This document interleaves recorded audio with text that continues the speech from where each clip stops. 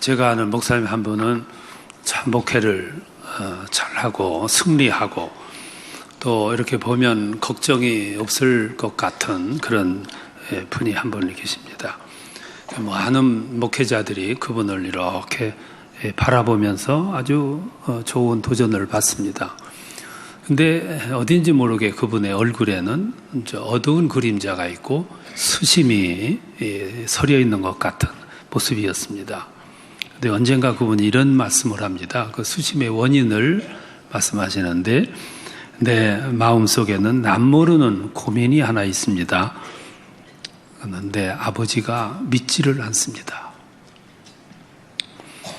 이것만 생각하면 즐겁다가도 어둠이 찾아오고 낙심이 되고 걱정이 되고 즐거움이 사라집니다. 그러는 숨은 고민을 토로하는 것을 봤습니다. 그러면서 말하기를 나에게는 이것이 가장 큰 십자가이고 내 기도 가운데 가장 심각한 기도입니다 라고 고백을 했습니다. 여러분 중에는 이런 고민이 없으신지요? 심각한 고민이죠. 오늘 성경을 보면 이 심정이 바로 사도 바울이 가졌던 고민이 아닌가 싶어요. 사도 바울께서 이 로마서를 기록하면서 1장에서 8장까지 구원이란 어떤 것이냐, 또 구원은 어떻게 이루어지는 것이냐를 말씀을 해요. 그리고 8장에서 우리는 참으로 행복한 사람들이다 그럽니다. 왜 그러냐면은 세상 어떤 것들도 우리 주님과 나와 연결되어 있고 매전히 사랑의 줄에서 끊을 것이 아무것도 없다. 죽음도 칼날도 적신도 현재일도 장래일도 그 어떤 것들도 우리를 주위에 가서 떨어뜨릴 수가 없다. 이렇게 말을 해요. 그리고 9장에서 11장까지는 이제 하나님의 경륜을 말하는데 이 세상에 한 사람 한 사람 구원하는 문제를 떠나서 하나님의 뜻은 이 세상 모든 사람들을 구원하는 것이 하나님의 뜻이다. 이걸 강조를 합니다. 그러면서 9장 첫머리에서 개인적인 고민을 털어놓고 있습니다. 오늘 읽은 이 말씀이에요. 여기서 그는 이렇게 1절에서 고백을 합니다. 나에게 큰 근심과 마음의 고통이 있다 그랬어요. 여러분 사람마다 다 고통이 있습니다. 남모를 고민이 다 있어요. 그 고민이 뭐 경제적인 문제도 있을 수 있고 자식의 문제도 있을 수 있고 질병의 문제일 수도 있어요. 또 그것이 어떻게 보면은 사람과의 관계에서 오는 관계의 문제일 수도 있습니다. 그런데 이런 문제 말고 일상의 문제 말고 또 우리들이 그냥 다 겪는 그런 문제들 말고 또 다른 고민이 있을 수 있어요. 그 고민이 영적인 고민입니다. 다 믿는데 내 자식 하나가 안 믿어요. 다 믿는데 남편만 안 믿어요. 아버지만 안 믿습니다. 모를 땐 괜찮았는데 조금 알고 깊이 느끼고 공부하고 보니까 이게 보통의 문제가 아니라는 걸 알게 되는 거죠. 그래서 그때 찾아오는 고통, 고민은 다른 고민하고는 질과 내용이 다른 고민입니다. 그걸 지금 사도 바울께서 고민하는 거예요. 나에게는 마음에 큰 근심과 고통이 있다 그랬어요. 그럼 그 고통의 내용이 뭐냐면은 3절에 보면 나의 형제 곧 고륙 지친 예수를 믿지 않기 때문이라 그랬어요. 그러면서 그가 말하기를 내 자신이 예수께로부터 저주를 받아 끊어진다 할지라도 내가 원하는 바라 그렇게 고백을 합니다. 사도 바울께서 전도자로서 돌아다니면서 전도를 합니다. 이방인들에게까지 가서 복음을 전하는데 잘 받아들여요. 회심의 역사가 일어납니다. 잘 순종을 해줍니다. 그런데 내 동족 이스라엘 백성들에게 전도할 적에는 거부가 심했습니다. 그 거부하는 모습이 사도 바울 전도자의 마음속에 굉장한 고통으로 다가온 거예요. 사도 바울은 원래 예수를 싫어했습니다. 그 전파하고 다니는 내용들을 보면 사회 불안을 조성하는 사람 같이 보였어요. 부활, 있을 수 없는 일인데 부활을 전하고 다닙니다. 그래서 예수님의 제자들을 그렇게 핍박을 하게 된 거죠. 부활, 있을 수 없는 일을 사람들을 현혹시키기 위해서 전하는 걸로 착각을 한 거예요. 그래서 그들을 보기가 싫고 그들을 핍박하기 위해서 다메섹을 가잖아요. 예루살렘에서 다메섹이 어디예요? 거기 미친 듯이 가요. 가다가 환상 가운데 예수를 만나고 비로소 눈을 뜨고 예수의 세계, 하나님의 세계를 실감나게 목격을 하게 되는 거죠. 그리고 나서 알고 보니까 자기가 오해했던 것들이 전부 사실이라는 것을 발견해요. 예수님도 하나님이 보내신 메시아였고 그의 십자가도 하나님의 구속의 사건이었고 그의 부활은 하나님이 일으키신 영광의 사인이었어요. 얼마나 큰 충격을 받았겠어요. 그래서 그것을 알고 난 후에 그는 180도 회전하잖아요. 미친 듯이 걸어가던 그 길을 회심을 하면서 유턴을 해가지고 돌아와요. 그리고 핍박하던 그 열심을 가지고 이제는 복음을, 그 핍박하던 대상이었던 복음을 전하는데 열중을 합니다. 목숨을 내놓고 전도를 해요. 근데 그렇게 전도하는 과정에서 마음속에 이 고민, 갈등이 찾아온 겁니다. 나도 구원받았고 이방인들까지도 구원을 받는데 내 동족 이스라엘은 고집스럽게 거부하고 불신하고 있단 말이에요. 하나님이 이스라엘 백성들을 애굽에서 구원해내세요. 그리고 자유와 해방을 주십니다. 홍해를 건너게 합니다. 광야에서 그들을 아주 극진하게 돌보세요. 하나님의 은혜가 너무 커요. 그럼에도 불구하고 이 백성들이 타락합니다. 은혜를 저버리기가 일쑤고 그냥 가는 길에서 불평하고 원망하고 시비하고 늘 불순종을 해요. 나중에는 아론을 협박을 해가지고 금송아지를 만들잖아요. 모세가 시내산에 올라가서 내려오는 시간이 더디니까 죽은 줄 알고 금송아지를 만드는 거예요. 그리고 그 앞에 백성들을 사주해가지고 제사 지내게 하고 절하게 하고 입을 맞추게 하고 이 모습을 보고 하나님께서 화가 나시니까 모세에게 그러지 않습니까? 내가 이 백성들을 진멸하리라. 다 죽이리라 그 말이에요. 모세가 봐도 이 백성들은 참 고집이 세요. 모세가 봐도 이 백성들은 심판받아도 할 말이 없을 만큼 고집이 있어요. 이 백성들이 지금 어디서 금송아지를 만들고 그러냐면은 하나님이 쳐놓으신 구름 기둥 밑에서, 하나님이 쳐놓으신 불기둥 밑에서 하나님이 주신 만나를 먹어가며 아침에도 먹었고 점심에도 먹었고 저녁에도 먹었고 반석에서 뿜어나오는 생수를 마셔가며 지금 금송아지를 만들어 놓고 그 타락된 모습을 연출하는 거죠. 하나님이 화가 나셨어요. 내가 저들을 진멸하리라. 모세가 봐도 타락한 민족이에요. 진멸당해도 할 말이 없을 정도로 타락했어요. 그런데 그때 모세는 그렇게 하시지요. 그렇게 한 게 아니라 출애굽기 32장에 보면 중보의 기도를 해요. 거기서 이렇게 말합니다.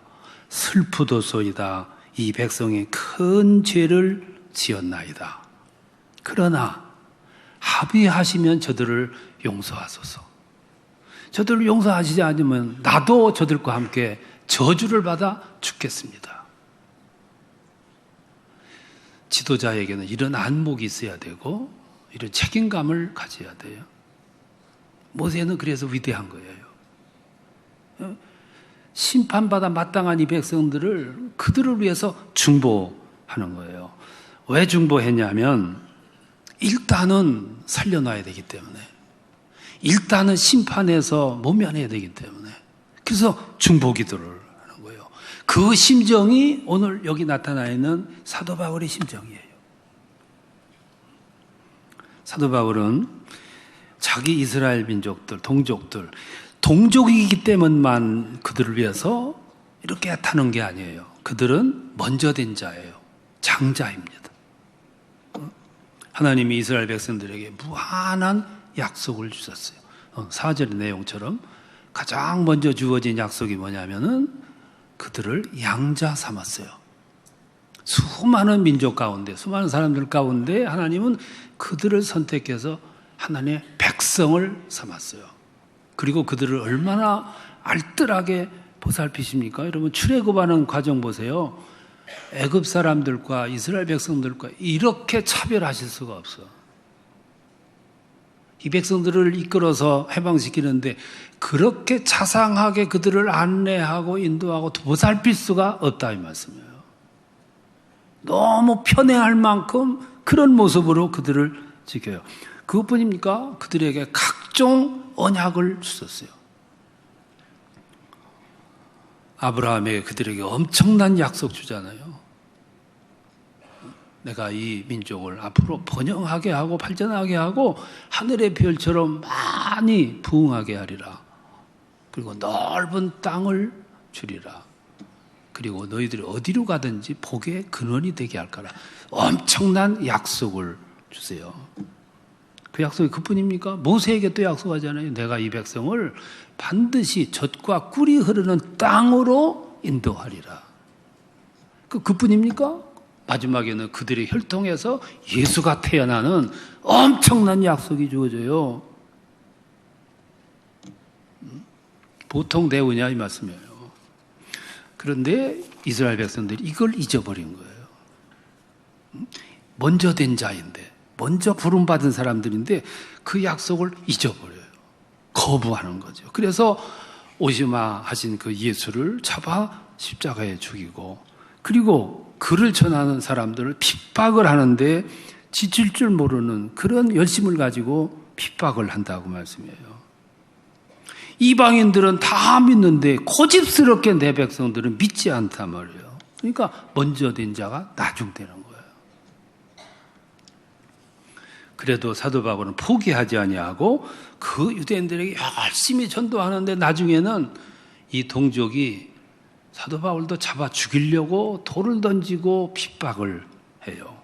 한편 마음이 분노했지만 근데 저 고집스러운 저 백성들, 타락한 민족들, 그들을 포기하지 않고 끝까지 그들을 어떻게 하든지 바꿔보려고 애를 쓰는 거예요.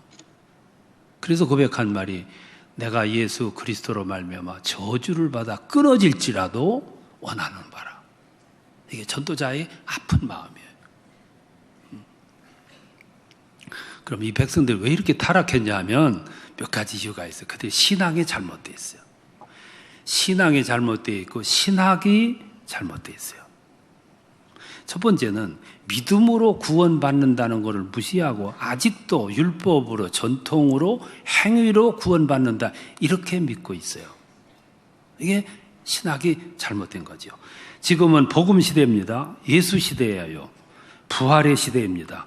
사도 바울이 그걸 돌아다니면서 전도를 해요. 십자가를 전했고 예수의 부활을 전했어요. 누구든지 믿으면 구원을 받으리라. 근데 아직도 유대인들은 할례를 강조하고 있어요. 율법을 강조하고 전통을 강조하고 할례를 강조하고 있어요. 그리고 예수를 잡아 죽이고 회개하기는커녕 다시 오실 예수를 기다리고 있단 말이에요. 신학도 아주 잘못되어 있어요. 예정론이라는 게 있습니다. 예정론을 심각하게 말하면 멸망받을 사람들이 결정됐다고까지 보는 이론이 예정론이에요. 여러분, 하나님이 세상에 어느 누구를 멸망당하기로 예정했겠습니까? 하나님의 사랑이 그거는 용납이 안 되는 거죠. 다 구원받도록 하는 것이 하나님의 마음이지 누구는 멸망당할 자로 하시겠냐고 말해요. 근데 좀 깊이 생각해 보면 멸망당하기로 작정된 사람이 없지 않겠다 하는 생각이 들 때가 있어요. 왜 그러냐면 사람이 마음에 저주를 받으면 무슨 말을 해도 안 들어요. 손에 쥐어도 안 믿어요. 눈앞에 갖다 보여줘도 안 묻습니다. 귀를 틀어막고 안 들으려고 그래요. 그는 멸망받기로 작정된 사람이죠. 옛날 우리 조선 선조들 양반 시대 양반들은 참 고집이 셌습니다. 자존심이 컸고 복음이 들어왔어요. 어린아이들이 교회 나갑니다. 부녀자들이 교회 나가요. 가서 보니까 변화돼서 돌아와요. 뭔가 새로운 뭔가를 깨달은 걸 느꼈어요. 그들이 변화되는 것을 목격해요. 속으로는 나도 가고 싶다 그런 마음이 있었지만 자존심 때문에 체면 때문에 권고를 무시하고 끝까지 고집 피우다가 그냥 죽었어요.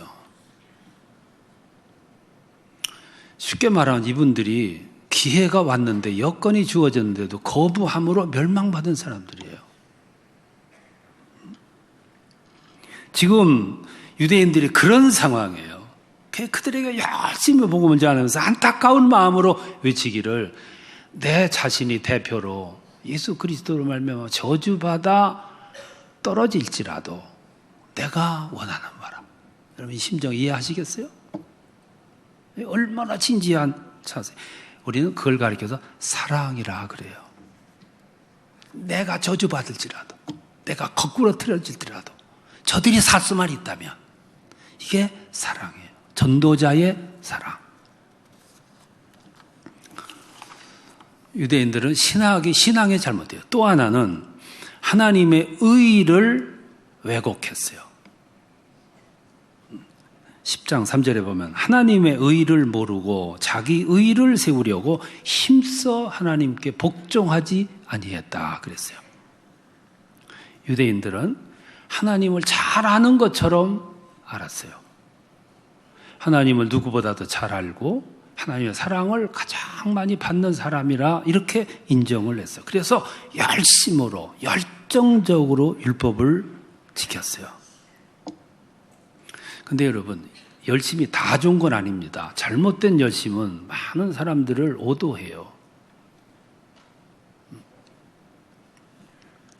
공산주의의 열심은 많은 사람들을 오도했습니다. 그래서 공산주의가 망한 거예요. 이단의 열심도 많은 사람들을 오도하는 거예요. 이단들이 하나같이 열심히 해요. 재산을 갖다가 바칠 정도로 자기의 모든 걸 다 바칠 정도로 열심히 있어요. 근데 그건 신학이 잘못된 열심이에요. 이게 많은 사람들을 오도하는 거예요.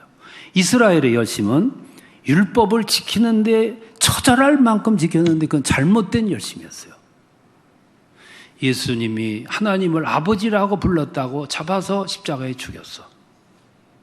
안식일 날 아이들이 물에 빠져도 양이 물에 빠져도 안식일이기 때문에 건짐을 받지를 못했어요. 잘못된 열심이에요. 이런 무지가 결국에 가가지고는 예수를 거부했고 부활을 거부했고 그리고 자기의 의의를 주장한 거예요.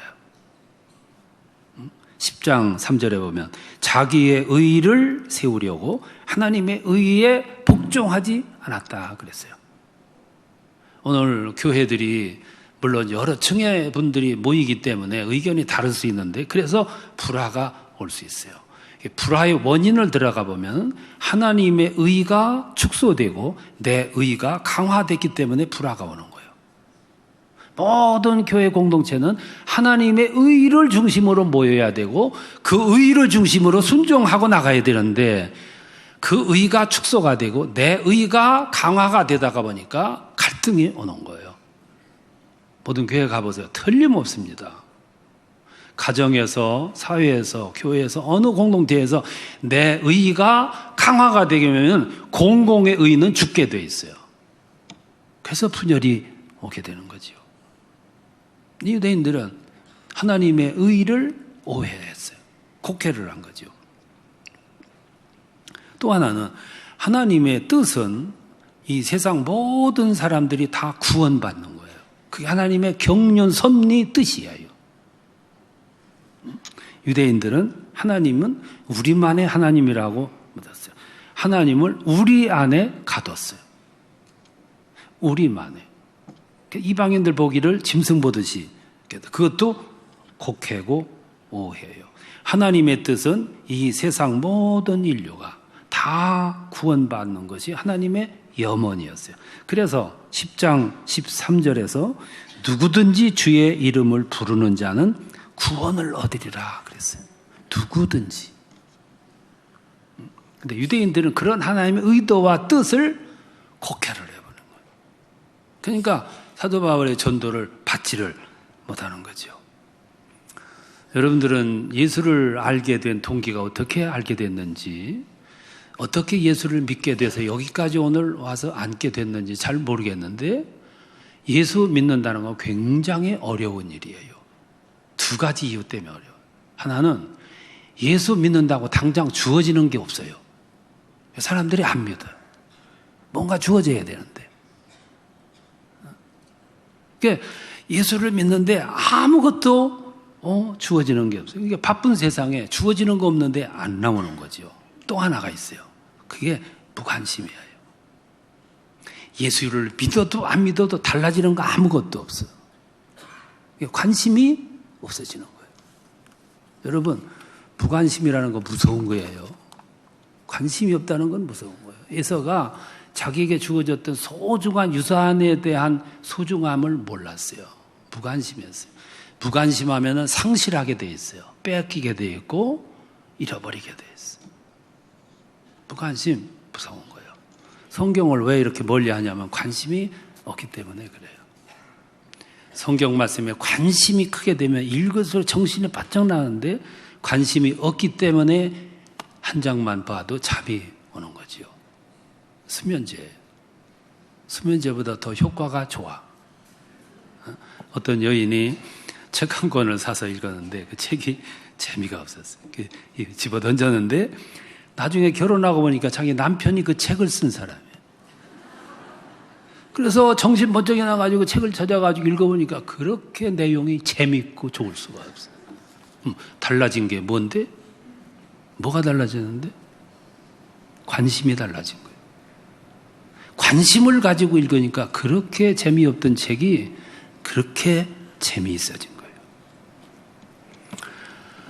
사도 바울이 자기 민족, 자기 백성들만 생각하면 속이 상했어요. 막 전도하러 다니다가도 그것만 생각하면 용기를 잃어버리고 침체하고.